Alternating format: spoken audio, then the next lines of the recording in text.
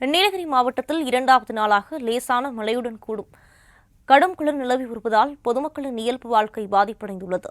இதுகுறித்த கூடுதல் விவரங்களை வழங்குவதற்காக நமது செய்தியாளர் சுரேஷ் இணைப்பில் இருக்கிறார். வணக்கம் சுரேஷ், விவரங்களை பதிவு பண்ணலாம். வணக்கம். நீலகிரி மாவட்டத்தில் கடந்த 2 நாட்களாக காலை மற்றும் மாலை நேரங்களில் லேசான சாரல் மழையுடன் கூடிய அடர்ந்த மேகமூட்டம் சூழ்ந்து காணப்பட்டு வருகிறது.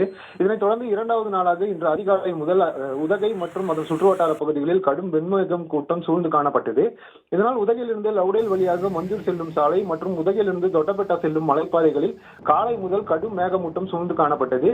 இதில் எதிரே வரும் வாகனங்கள் தெரியாத அளவிற்கு மேகமூட்டம் சூழ்ந்துள்ளதால் மலைப்பாதையில் சுற்றுலா வாகன ஓட்டிகள் தங்களது வாகனங்களில் முகப்பு விளக்குகளை ஒளிரவிட்டு ஆமை வேகத்தில் ஊர்ந்து சென்றனர். கடுமையான மேகமூட்டத்தால் உதகை மற்றும் சுற்றுவட்டார பகுதி முழுவதும் வெண்மை நிறமாக காட்சியளித்தது.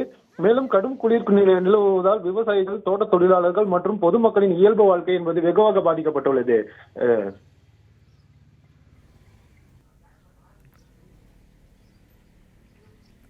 விரிவான விவரங்களுக்கு நன்றி சுரேஷ்.